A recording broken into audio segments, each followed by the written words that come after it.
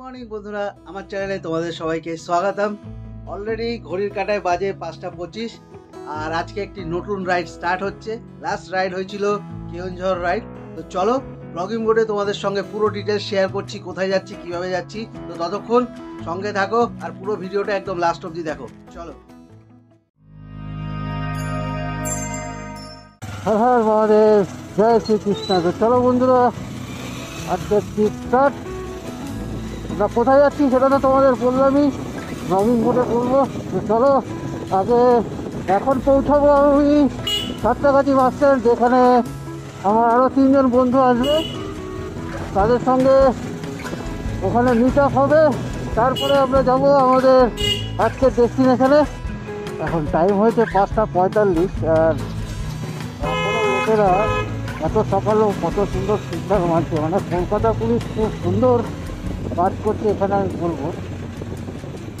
এখন আমি চলে এসেছি দ্বিতীয় হুগলি সেতু ব্রিজের কাছে।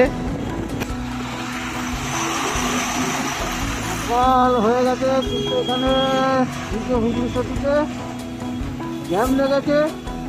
এখানে ব্রিজের কাজ হচ্ছে, ওর জন্য রাস্তা ছোটো করে দেওয়া আছে, জ্যামটা তৈরি হচ্ছে। তো তোমরা যারা এই ব্রিজ দিয়ে যাবে তো অবশ্যই একটু টাইম নিয়ে বেরিয়েও, যদি তারা থাকে।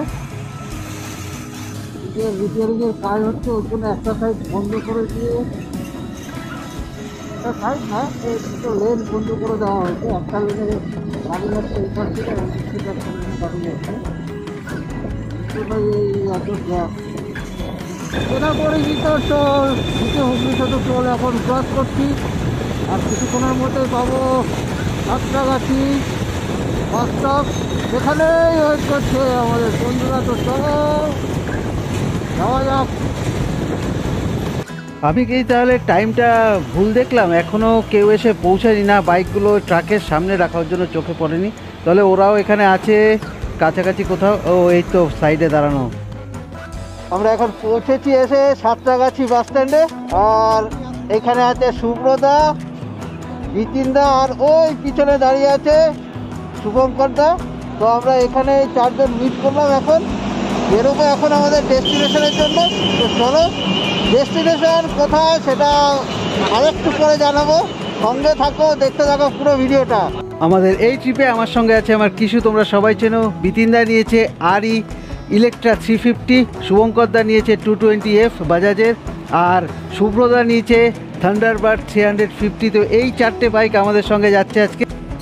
ইতিমধ্যে আমরা চলে এসেছি ধুলাগড়ি টোল প্লাজা।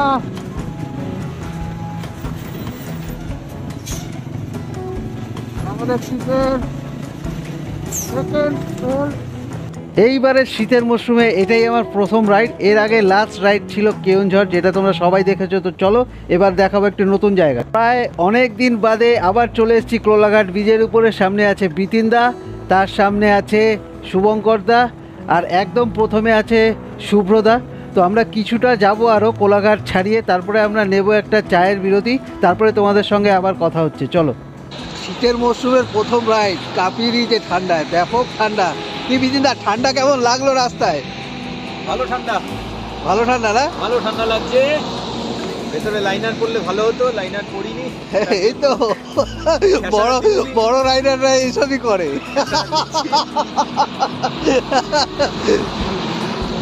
আমরা এই পাকুড়িয়া আর শ্রীরামপুরের মাঝখানে কোনো একটা জায়গায় আছি। দাদার কাছে যা শুনতে পেলাম, তো একটু চা খেতে দাঁড়িয়েছি আমরা এখানে। তো ব্যাপক রাইড হয়েছে, প্রায় 100 মতন রাইড হয়ে গেল আমাদের। 100 কিলোমিটার যাবো আমরা, টোটাল 230 কিলোমিটার। আর কোথায় যাচ্ছি তোমরা থাম্বনেলে দেখতেই পেয়েছো। তাও তোমাদের বলে দিই, আমরা যাচ্ছি কাকড়াঝোড়। কাকড়াঝোড়ে আমাদের হোটেল নেওয়া আছে, সেখান থেকে আমরা কিছু কিছু জায়গায় ঘুরবো। সেটা আজকে কিছু জায়গা হবে, কালকেও কিছু জায়গা হবে। আমরা কালকে আবার ব্যাক করবো কলকাতায়। তো চলো পুরো ভিডিওটা দেখো। যেই জায়গাগুলো ঘুরবো তোমাদের সামনেও নিয়ে আসবো সেগুলোকে, যাতে তোমরাও আসতে পারো। তো চলো পুরো ডিটেলস দেবো, দেখতে থাকো। আমরা এখন চলে এসেছি আমাদের এই ট্রিপের 3 নম্বর টোল, দেবরা টোল প্লাজা।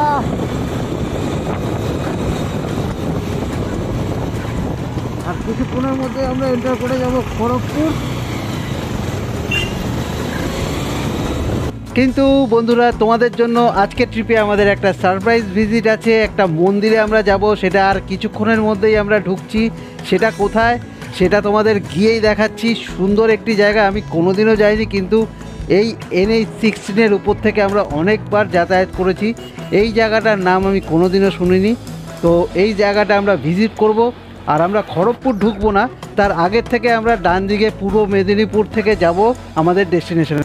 যেই জায়গাটায় তোমাদের নিয়ে যাবো বলছিলাম সারপ্রাইজ ভিজিট, সেই জায়গাটাতে চলে এসেছি। এই বাদিক থেকে আমরা নিয়ে নিলাম। আমরা যাচ্ছি মা মনসার মন্দির, যেটা মাতপুর আর জগপুর এর মাঝখানে মহিষা গ্রাম বলে একটা গ্রাম আছে, সেইখানে আছে। তো চলো জায়গাটা দেখাই তোমাদের। তোমরা চাইলে হাওড়া থেকে ট্রেনে করেও আসতে পারো। খুবই সুন্দর জায়গাটা, দুদিকে স্টেশন আছে, একটা মাতপুর একটা জগপুর। তো তোমরা যদি জগপুর থেকে আসো, ওইটাই অনেক কাছাকাছি হবে মন্দিরে, এটুকু বলতে পারো। বেশ কিছুটা আসার পরে আমরা এখন চলে এসেছি প্রায় মন্দিরের কাছে। এখান থেকে আমরা নিয়ে নেব এখন বাদিক। এই যে ব্রিজটা দেখতে পাচ্ছ, এই খালটাকে আমরা ক্রস করব এখান থেকে। তারপরে চলে যাব মন্দিরের কাছাকাছি। সামনে যেটা চোখে পড়ছে, এখানে পার্কিং এরিয়া অনেকটাই বড়, দেখতেই পাচ্ছ। ডান দিকে 4 চাকা পার্ক করা আছে। তো এই যে সাইডটাতে 4 চাকা তোমরা নিয়ে আসলে পরে এখানেও পার্কিং করে মন্দির দর্শন করতে পারবে। আর বাইকের পার্কিংটা উনি বলছেন বাঁদিকে আছে। তো চলো আগে বাইকটা পার্ক করে নিই, তারপরে জায়গাটা তোমাদের সুন্দরভাবে ঘুরে দেখাবো। আর এর কিছু হিস্ট্রিও আছে, যেটা তোমাদের সঙ্গে শেয়ার করব। তো চলো ভিডিওটা দেখতে থাকো। বন্ধুরা, এই হচ্ছে পার্কিং লট। আমরা এখানে গাড়ি রেখে আর এই রাস্তা দিয়ে এখন যাচ্ছি মন্দিরের দিকে। একটা ছোট্ট সাঁকো মতন করা আছে, পুরো লোহার। এখান থেকে যাচ্ছি আমরা এখন।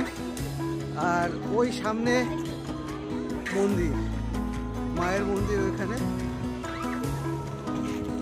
তো চলো একটু সামনের দিকে যাওয়া যাক, তারপরে তোমায় দেখাই। আর এখানে একটা পুকুরও আছে, দেখতে পাচ্ছ, একদম সুন্দরভাবে বাঁধানো। এখানে অনেক লোকই স্নান করছে।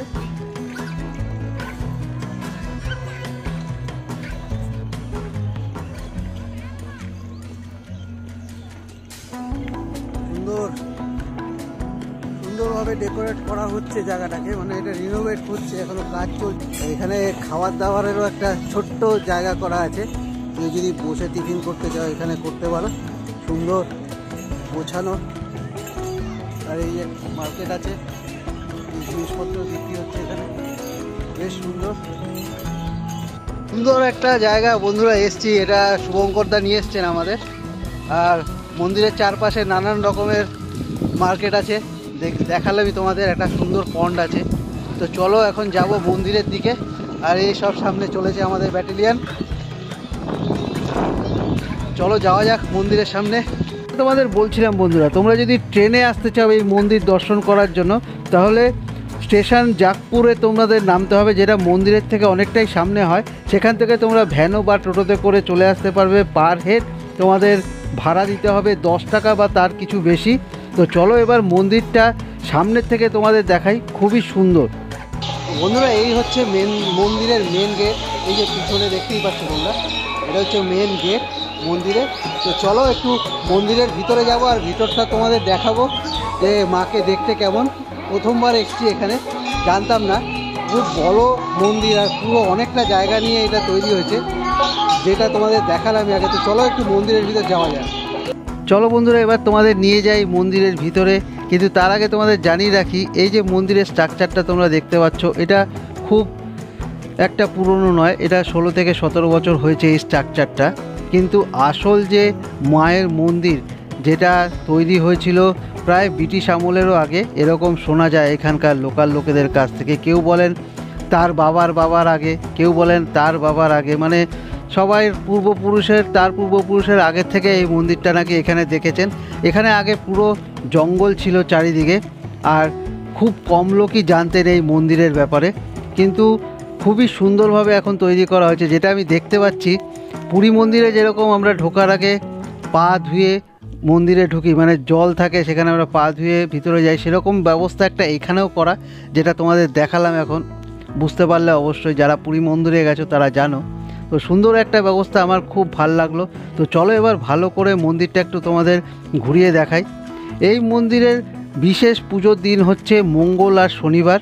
আর সবচেয়ে ভালো ব্যাপার হচ্ছে এখানে কোনো পুরোহিত নেই, পুজোর জন্য কোনো পান্ডা নেই, তুমি নিজের পুজো নিজেই করতে পারো। তোমার যদি মানসিক করা থাকে সেটার জন্য মন্দিরের যারা কর্তৃপক্ষ আছে তাদের কাছ থেকে একটি কুপন কাটতে হবে, তারপরে তুমি সেই মানতের পুজো এখানে দিতে পারবে। তো খুবই সুন্দর ব্যবস্থা যতটুকু আমি বুঝতে পারছি, আর বেশ পরিষ্কার সাজানো গুছানো এই মন্দির। মায়ের পুজোর জন্য যে ফুল বা ডালা তোমরা কিনবে সেটা তোমাদের আগেই দেখালাম, সামনে মার্কেট আছে, ওখানে ডালা তুমি কিনতে পারবে, ফুল কিনতে পারবে। যদি তোমার মনে হয় তুমি বাড়ি থেকে ফুল এনে পুজো করবে সেটাও তুমি করতে পারবে।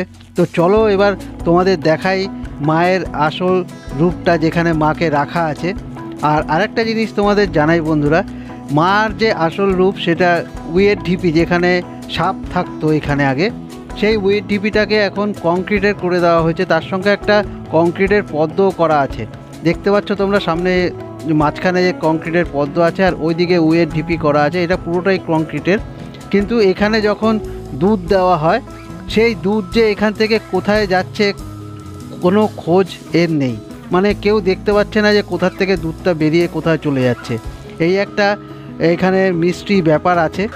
এর আগে তোমাদের যে পুকুরটা আমি দেখালাম একদম ঢোকার মুখে, ওই পুকুরে স্নান করে তোমাকে মানতের পুজো এখানে তোমরা দিতে পারবে। কেউ কেউ আবার পুকুরে স্নান করার পরে গণ্ডি কেটে মায়ের কাছে আসে, যার যেরকম মানত করা থাকে। দেখো এগুলো হচ্ছে মানত করা পুজো, এখানে নিজেই নিজের পুজো সবাই করছে, ফুল মালা বেলপাতা দুধ সব কিছু নিজেরাই। দেখো এখানে দুধ ঢালা হচ্ছে এই পদ্ধতিতে। তো খুবই সুন্দর একটা ব্যাপার, খুবই ভাল লাগলো আমার। এবার চলো তোমাদের নিয়ে যাই মা আসল যেখানে প্রথমে ছিলেন। এই জায়গাটাতেই মা প্রথমে ছিলেন, যেখান থেকে ওনাকে তুলে নতুন জায়গায় স্থাপন করা হয়েছে, যেটা আমি এখানকার কর্তৃপক্ষের কাছ থেকে শুনতে পারলাম। খুবই আশ্চর্য একটা ব্যাপার যে এইখানে যে মন্দির তার কোনো ছাদ নেই, কারণ মা নাকি বলেছিলেন যে উনি ছাদের তলায় থাকতে চান না, উনি খোলা আকাশে থাকবেন।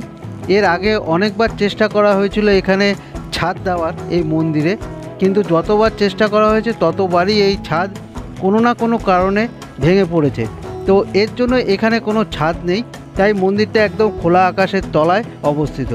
বন্ধুরা এখন যে জিলিপিটা তোমরা দেখতে পাচ্ছ এটা মুগ ডালের তৈরি জিলিপি। আমরা সাধারণত সালান জিলিপি এরকম খেয়ে থাকি, তো টেস্ট করে তোমাদের জানাবো অবশ্যই এটা কেমন খেতে। আর দেখো এই সব খাবার এখানে পাওয়া যাচ্ছে, সব রকমই আছে, যে যেটা পছন্দ খেতে পারে। পেটাই পরোটাও এখানে পাওয়া যায়, আর এখন ভাজা হচ্ছে গরম জিলিপি। তো চলো আগে একটু পেট পুজো করা যাক। আমাদের টিফিন চলে এসছে বন্ধুরা, দেখতেই পাচ্ছ পেটাই পরোটার সঙ্গে আছে আলু আর মটরের তরকারি। তো খাওয়া যাক, তারপরে তোমাদের জানাবো কীরকম টেস্ট খেতে। সঙ্গে আছে এই মুগের জিলিপি। স্যার খাচ্ছেন, অসাধারণ এনজয় করছি, দারুণ দারুণ দারুণ। সময়ের ইচ্ছা এখন আমরা আমাদের আজকের ব্রেকফাস্টটা এখানেই করে নিচ্ছি আমরা, তারপরে আমরা সোজা চলে যাবো আমাদের ডেস্টিনেশনে। এই হচ্ছে মুগের জিলিপি, যেটা তোমাদের দেখালাম। খেলামও এক কেমন ব্যাপক টেস্ট। সুব্রদা আপনার কেমন লাগলো? এখনো খাইনি, খেয়ে বলছি। না যেটা খেলেন একসাথে একটা খেয়েছেন। জিলিপিটা খুব ভালো ছিল, গরম গরম। এই যে মুগের জিলিপি, হ্যাঁ খেয়ে দেখুন কেমন।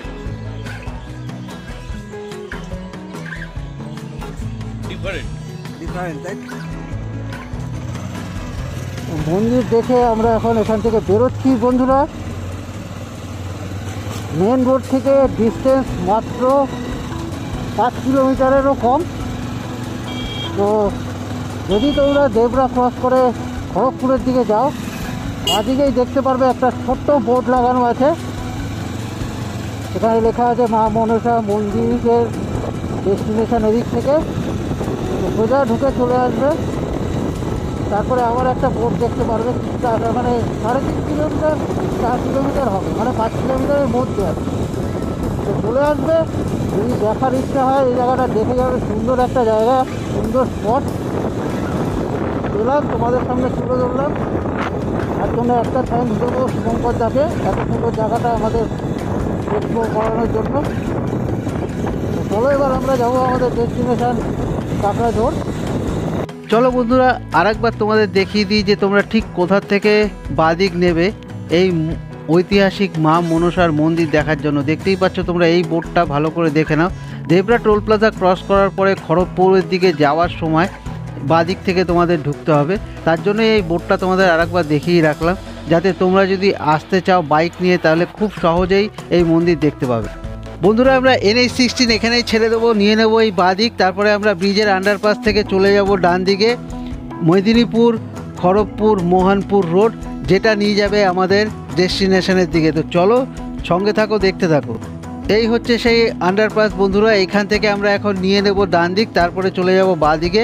মানে হিসাব মতন আমরা রাস্তা ক্রস করে চলে গেলাম ডান দিক, যেখান থেকে আমরা এখন যাব মোহনপুর খড়গপুর মেদিনীপুর রোডের উপর থেকে, আর যাব সোজা বেলপাহাড়ি। এখান থেকে মেরা ভারত মহান, এই কথাটা আমরা কেন বলি বন্ধুরা, তার জলজ্যান্ত উদাহরণ এখানে দেখতেই পাচ্ছ তোমরা। মানে ভ্যান ভাড়া বাঁচানোর জন্য বাইকে করে কতগুলো চেয়ার নিয়ে একসঙ্গে তারা চলেছেন বাড়ির দিকে। বাহ! আমরা এখন ক্রস করছি কংসাবতী রিভার, অনেক বড় একটা নদী। আর ডান দিকটাতে আছে কংসাবতী ড্যাম। বাদিক থেকে চলো তোমাদের একটু দেখাই। দেখো, এই হচ্ছে এখানে নদী, সুন্দর লাগছে এখান থেকে দেখতে। আর এই ডান দিকটাতে আছে কংসাবতী ড্যাম। খুবই সুন্দর জায়গা, পারলে একবার এখানে ভিজিট করব।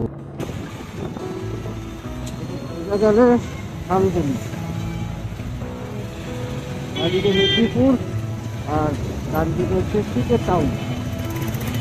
আমরা এই বাদিকটাই নেবো এখন।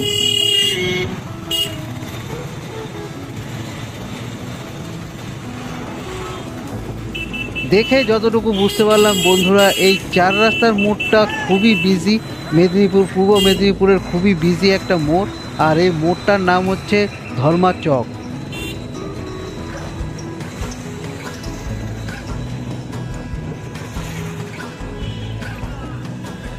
ঐতিহাসিক মেদিনীপুরের প্রবেশদ্বার, জাস্ট অসাধারণ। আমরা অনেকটা রাস্তায় চলে এসেছি। এখন যে জায়গা থেকে আমরা পাস করছি, এই জায়গাটার নাম হচ্ছে গোপগড় ইকো পার্ক। ডান দিকটাতেই এই জঙ্গলটা দেখতেই পাচ্ছ বন্ধুরা, খুবই সুন্দর জায়গা। তো কোনো দিন এই জায়গাতেও আসার একটা প্ল্যানিং আমরা করব। তো চলো এখন যাওয়া যাক সামনের দিকে।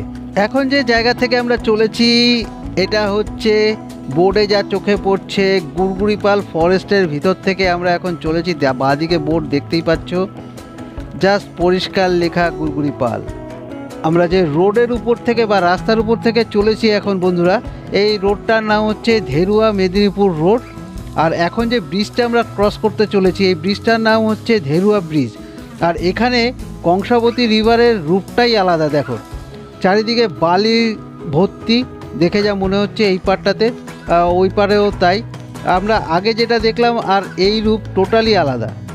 আমরা এই মোড় থেকে নিয়ে নেব এখন ডান দিক, যেটা আমাদের নিয়ে যাবে বেলপাহাড়ি।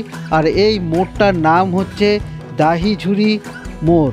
তো চলো বন্ধুরা সামনের দিকে এগোনো যাক।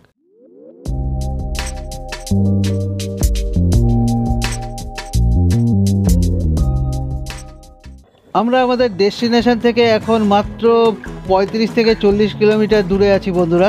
আর এখন যে জায়গাটা থেকে ক্রস করছি, অসম্ভব সুন্দর এই জায়গাটা। চারিদিকে ঘন জঙ্গল ভর্তি, এটাও একটা ফরেস্ট।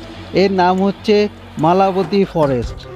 সামনে যে মোড় এসছে বন্ধুরা, এই মোড় থেকে ডান দিক গেলে হচ্ছে বেলপাহাড়ি, আর বাঁ দিক গেলে হচ্ছে হিজলি। তো আমরা এখান থেকে ডান দিক নিয়ে নিলাম, এখন চলে যাব সোজা বেলপাহাড়ির দিকে, যেদিকে আমাদের ডেস্টিনেশন।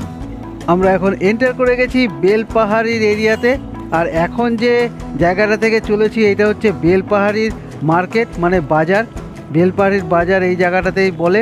আর এখন যে রোডের উপর থেকে চলেছি, এটা হচ্ছে স্টেট হাইওয়ে নাম্বার 5, যেটা পশ্চিম বর্ধমান, পূর্ব মেদিনীপুর, পশ্চিম মেদিনীপুর, বাঁকুড়া, পুরুলিয়াকে কানেক্ট করছে এই রোডের সাহায্যে।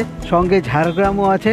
তো আমরা এখন এখান থেকে বাঁ দিক নিয়ে চলে যাব একদম বেলপাহাড়ি জঙ্গলের দিকে। তারপরে বেলপাহাড়ি জঙ্গল ক্রস করার পরেই আমরা পৌঁছে যাবো আমাদের ডেস্টিনেশন কাকড়াঝোড়। তো চলো যাওয়া যাক। সুন্দর বেলপাহাড়ির রাস্তায় আমরা এখন একটু দাঁড়িয়েছি আনন্দ মজা করার জন্য, একটু ছবি শ্যুট করার জন্য। তো সুন্দর কিছু ছবি তুললাম। এই সব আমাদের গাড়িগুলো এক লাইনে এখানে দাঁড়ানো আছে, দেখতেই পাচ্ছ। আর এই সবাই ফটো শ্যুটে ব্যস্ত পিছনে। তো ভালো এনজয় হচ্ছে।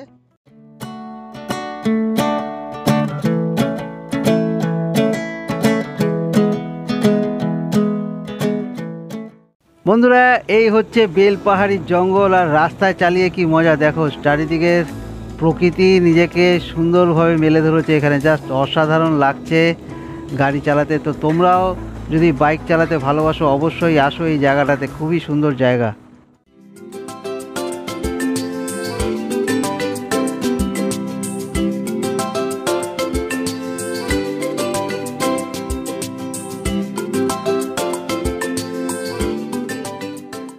প্রিয় দর্শক বন্ধুরা, আমরা চলে এসেছি আমাদের ডেস্টিনেশনের কাছেই। এই বাদিকটা নিয়েই আমরা চলে যাব আমাদের আজকের ডেস্টিনেশন কাকড়াঝোড়। কিন্তু কাহানি মে টুইস্ট, আমরা এক্ষুনি যাব না কাকড়াঝোড়ের দিকে, তার আগেই আমরা স্টে করব আমাদের হোমস্টেতে, যেটা হচ্ছে বিলাস বাগান হোমস্টে। আর কিছুটা দূরত্বেই আছে অ্যাজ পার গুগল। তো এই বোট দেখতে পাচ্ছ, আমরা এই রাস্তা থেকে নিয়ে চলে যাব আমাদের হোমস্টেতে, যেটা এখান থেকে দেখাচ্ছে আর মাত্র 100 মিটার। এই ডান দিক থেকে নিয়ে সামনেই বাদিক নিলেই আমরা ঢুকে পড়বো আমাদের হোমস্টেতে। সামনের এই গেটটা থেকেই আমাদের এন্টার করতে হবে। হ্যাঁ, বোর্ড ওখানে টানানো আছে বিলাস বাগান হোমস্টে। তো চলো ভিতরের দিকে যাওয়া যাক। বাহ, কি সুন্দর ময়ূর ঘুরে বেড়াচ্ছে দেখো বন্ধুরা, তোমরা কি দেখতে পাচ্ছ? কিন্তু বাদিকেরটা না, বাদিকেরটা একটা মোরগ। তো চলো আমরা যাই, গিয়ে তোমাদের সুন্দরভাবে সামনাসামনি দেখাবো এই ময়ূর। এরা হচ্ছে এই জঙ্গলেই থাকে। বাইকের আওয়াজ পেয়ে হয়তো একটু ভয় পেয়ে গেছে, তাই পালিয়ে যাচ্ছে।